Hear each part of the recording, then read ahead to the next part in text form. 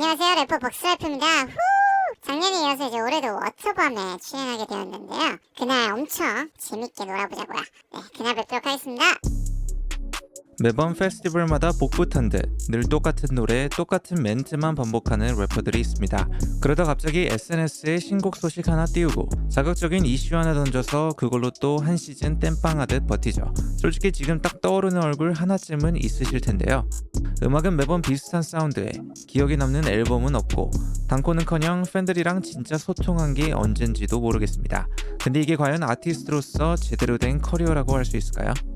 신인 때 그렇게 간절하던 마음은 다 어디로 가고 이제 좀 벌었다고 배가 부른 건지, 아니면 그냥 동기부여 자체가 사라진 건지, 아니면 애초부터 레이블이 공연으로 돈 좀 뽑아보겠다고 아티스트를 무대 위 소모품처럼 쓰는 건지, 왜 요즘 몇몇 래퍼들은 스튜디오 안에서 작업하는 것보다 페스티벌 무대에서 물 뿌리는 걸 더 좋아하는 건지, 지금부터 그 이유를 하나씩 짚어보도록 하겠습니다. 워터밤부터 펜타포트, 부산 록패, 서재패, 월드패, 히플패까지 지금의 대한민국은 페스티벌의 나라라고 불러도 과언이 아닌데요. 해마다 경제는 어려워지고 있지만 비싸지는 티켓 가격에도 불구하고 사람들의 예매율은 오히려 더 늘고 있고요. 코로나 이후부터는 공연 건수 자체도 매년 전년을 갱신하며 가파르게 증가하고 있습니다. 게다가 2023년에는 공연 시장 매출이 영화 산업을 처음으로 넘어서는 이정표도 세웠죠. 공연 수요가 많아질수록 각종 장르의 페스티벌도 빠르게 늘어났고 자연스럽게 매달 열리는 페스티벌 간의 경쟁도 그만큼 더 치열해졌습니다. 하지만 페스티벌이나 축제 공연이 아무리 많아져도 팬들이 원하는 아티스트의 수는 늘 한정적이기 때문에 라인업에 이름을 올리는 아티스트들은 어딜 가든 거의 비슷한 얼굴들이 반복되고 있는데요. 이런 상황에서 각 페스티벌은 해외 아티스트나 국내에서 좀처럼 보기 힘든 일명 전설의 포켓몬 같은 아티스트를 고액을 들여 섭외하기 시작했고, 티켓 가격 역시 매년 그만큼 덩달아 오르는 추세죠. 그 결과 슈퍼스타를 헤드라이너로 내세운 대형 페스티벌에는 2-3만 명이 넘는 관객이 몰리며 전체 공연 시장 규모를 키우는 데는 분명 기여하고 있지만, 반대로 허리층의 소규모 페스티벌은 매번 엇비슷하고 빈약한 라인업으로 인해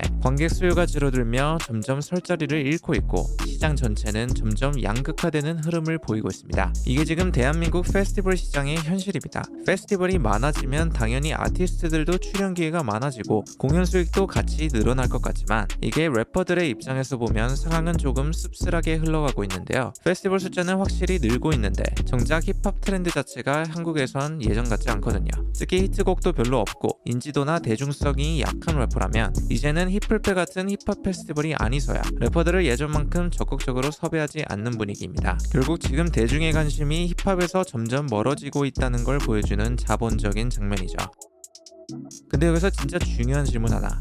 그렇다면 이 상황에서 래퍼들은 도대체 어떻게 살아남아야 할까요? 그냥 예전에 냈던 히트곡 몇 개에만 기대서 계속 페스티벌 무대만 돌고 또 돌고 이렇게 커리어를 연명하는 게 과연 아티스트로서 건강한 성장이라고 볼 수 있을까요? 이런 우려에도 불구하고 여전히 똑같은 셀리스트, 똑같은 페스티벌 무대만 반복하며 자기 이미지를 갉아먹는 래퍼들이 많습니다. 그 자리에서 맴돌기만 할 뿐 더 나아가려는 시도는 보이지 않죠. 그리고 매 시즌 라인업에 다시 이름을 올리려면 자극적인 이슈 하나쯤은 꼭 필요하다 보니 레이블을 통해 빅네임 아티스트랑 억지로 콜라보를 붙이거나 대중이 반응할 만한 포인트를 끌어모아서 일단 화제거리부터 만들고 그걸로 또 무대에 올라가는 식입니다. 그리고 이들은 주 수익원이 음원이 아니라 공연이기 때문에 어쩔 수 없이 몸으로 뛰어야 하는 상황에 놓여있을 가능성이 크죠. 실제로 국내 힙합 시장에서는 생각보다 많은 래퍼들이 음원보다 공연 수익으로 생계를 이어가고 있으니까요. 물론 그걸 제가 잘못됐다고 단정할 수는 없습니다. 누구에게나 현실적인 선택은 존재하니까요. 하지만 과연 이 방식이 한 래퍼의 커리어로 봤을 때 정말로 건강한 성장이라 말할 수 있을까 싶은 건데요. 당연히 페스티벌 무대에 서는 건 래퍼에게 중요한 경험이자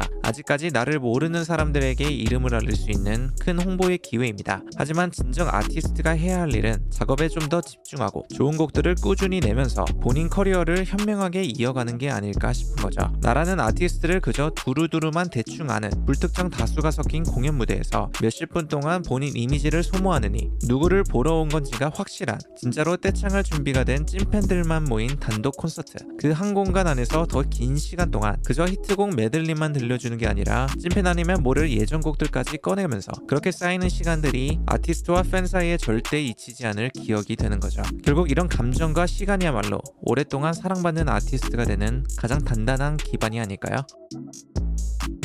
요즘 국내 힙합 씬을 보면요, 누가 찐팬을 얼마나 갖고 있느냐보다 누가 인터넷에서 더 이슈가 되느냐, 누구 이름이 더 많이 회자되느냐가 그 래퍼의 몸값을 결정하는 기준이 된 것 같습니다. 음악은 여전히 꾸준히 나오고 있지만 솔직히 대부분의 레이블 마케팅은 이미 방향을 잃은 지 오래고요. 아티스트들 역시 부풀려진 본인 인지도에 기대고 유명한 대중 가수나 래퍼 피처링에 기대며 곧 앨범 공개합니다 한마디 던지고 띡 앨범 커버랑 사진 몇 장 올린 다음 인터뷰, 예능, 화보 몇 컷 찍으면 홍보는 다 있다고 생각하죠. 주머니가 두둑해지니까 처음에 간절함은 있고 이제는 이름값으로만 돌려막기 하는 건가 싶기도 한데요. When you just build in a world, you want to be very particular about who the characters are. So it's like you don't just build out a movie and just start pulling random people in the cast. Mm-hmm. There's a lot of artists that I definitely respect and I know that we sound crazy together. Right. But it's just about like making sure it's the perfect song, making sure it's the actual moment that we can build on top of instead of just like a featuring blank, blank, blank. Right, yeah. It's a, oh, they just made something crazy. Right. You know? 하지만 이제는 개인 콘텐츠의 파급력, 플랫폼 알고리즘의 영향력이 커진 만큼 예전처럼 방송사나 매스미디어에 기대는 방식으로는 더 이상 통하지 않는 시대이고 보다 신선하고 대중들의 호기심을 계속해서 자극할 수 있는 앨범 마케팅 전략이 절실한 시점이죠. 쉽게 말해서 최근 발매된 타일러 더 크리에이터의 크로마코피아처럼 앨범 내의 명확한 캐릭터와 세계관을 중심으로 키 비주얼과 심볼을 먼저 세팅하고 그 안에 감정과 메시지를 시각적으로, 서사적으로, 그리고 가사로까지 풀어낸 이런 세계관 기반의 프로젝트의 앨범 전개 방식은 지금 국내 힙합 씬에 정말 절실한 시점입니다. 오히려 K-팝 아이돌 쪽이 이걸 훨씬 먼저 잘 활용해왔죠. 그나마 최근 힙합 씬에서는 빈지노나 홍다빈 같은 래퍼들이 이 방식을 꽤 효과적으로 보여준 몇 안 되는 사례라고 볼 수 있는데요. 빈지노는 노비츠키 앨범을 발표하기 전 작업기를 담은 다큐멘터리부터 이케와 협업한 리스닝 스튜디오, 그리고 NBA 파이널 중계와 연계한 이벤트까지 여러 방식으로 앨범 마케팅에 공을 들였습니다. Back it to the max, now you rub it, I go. From Afghanistan, yeah, yeah. Fucking language, 우리 그냥 vibe이네, yeah, yeah. 서울에서 번도는 Bro, that's sample. That's sample.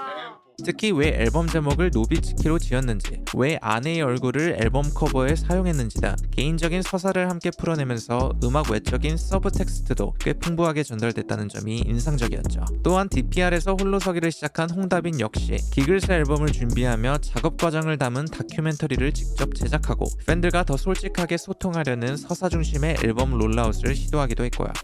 Always under pressure, watching my step, chasing, chasing, chasing, without a break.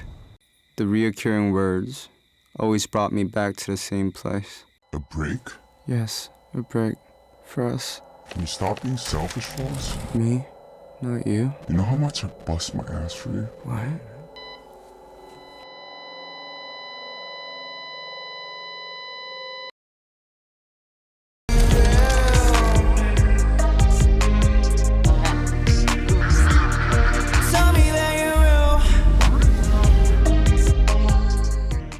물론 유명 아티스트일수록 자본이 많으니까 더 공격적으로 더 많은 노출을 만들어내는 마케팅을 시도할 수 있는 건 사실입니다. 하지만 제가 지금 말하고 싶은 포인트는 국내 힙합 씬에 정말 필요한 건 그냥 앨범 나왔습니다, 끝 방식의 접근이 아니라 왜 이 음악이 세상 밖으로 나왔는가를 팬들이 납득하고 공감할 수 있도록 만드는 세계관과 서사, 그리고 그걸 맥락 있게 전달할 수 있는 탄탄한 전개 방식이라고 생각하는 거죠.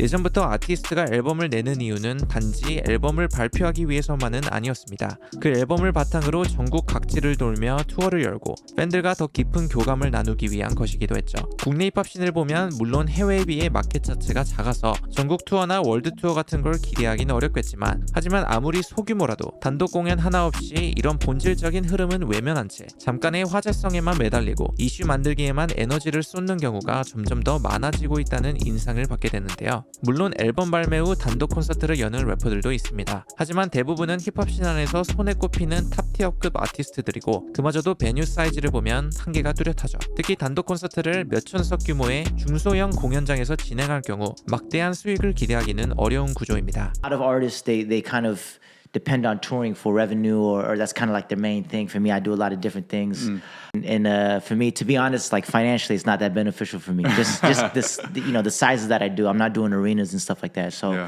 아티스트 입장에서 공연장 대관비, 무대 설치비, 홍보물 제작 같은 고정 지출은 기본적으로 피할 수 없는 부담이지만 그런 상황에서 자신의 이름을 걸고 단독 콘서트를 여는데 수익 좀 남기겠다고 싼값에 준비하면서 무대 퀄리티까지 포기한다는 건 사실상 말이 안 되는 선택이죠. 결국 단독 콘서트는 1-2만 명 이상의 아레나 공연장 규모가 아닌 이상 큰 수익을 기대하긴 어려운 구조라고 합니다. 그래서 래퍼들에게 단콘이나 투어는 단순히 수익을 내기 위한 일이 아니라 커리어를 다지고 팬들과 직접 연결되는 접점을 만드는 일종의 투자에 더 가까운 일이라고 볼 수 있죠. 그렇게 돈이 되지 않다 보니 오히려 레이블들이 아예 래퍼들의 단콘 자체를 열어주지 않으려는 건 아닌가 싶은 생각도 듭니다.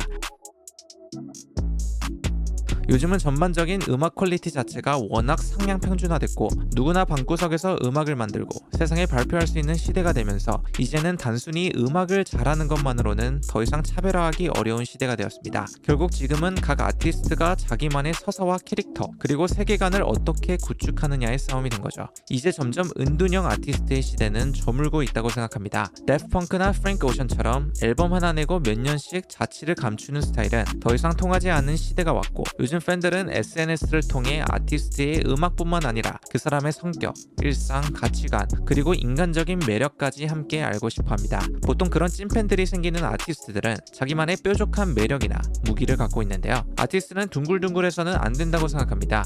뾰족해야 하죠.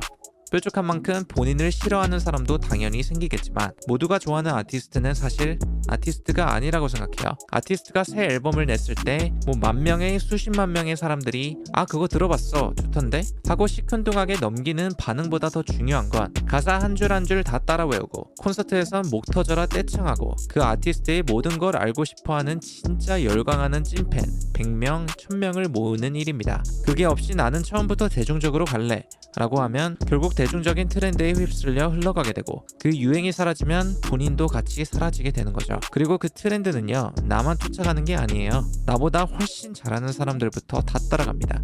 아주 다요. 그러니까 본인만의 뾰족함을 만들어야 합니다. 저도 주위에 친구가 그렇게 많진 않아요. 근데 진짜 힘들 때 속 얘기 다 털어놓고 날 진심으로 응원해주는 찐친들은 있거든요. 그거랑 비슷한 겁니다. 아리스토텔레스 형님이 그랬습니다. 모두의 친구는 그 아무의 친구도 아니라고요. 모두가 좋아하는 아티스트일수록 정작 자기 자신을 잃어버린 사람일 수도 있습니다. 그래서 요즘 이른바 페스티벌 래퍼들을 보면 이런 말이 떠오릅니다. 핫한 한여름 무대에는 설 수 있어도 찐팬 없이 맞는 겨울엔 결국 굶어 죽는다고요. 그동안 페스티벌이라는 따뜻한 햇볕 덕분에 잠시 화려하게 빛날 수는 있었겠지만 진짜 추위는 찐팬 없는 겨울에서부터 시작되는 게 아닌가 싶습니다. 결국 이 모든 이야기의 본질은 제가 이 벅스라이프 채널에서 줄곧 말해온 찐팬을 가진 아티스트로 돌아오는데요. 앞으로의 힙합씬은 이제 누가 더 튀느냐가 아니라 누가 끝까지 곁에 남아줄 찐팬들을 만드느냐의 싸움이 될 거라고 생각합니다. 오늘 영상은 여기서 마무리하도록 하겠습니다. 혹시 오늘 이야기를 들으면서 여러분도 떠오르는 생각이 있으셨다면 댓글로 자유롭게 나눠주세요. 댓글창에서 함께 좋은 토론을 이어가 보면 좋을 것 같습니다. 시청해주셔서 감사합니다.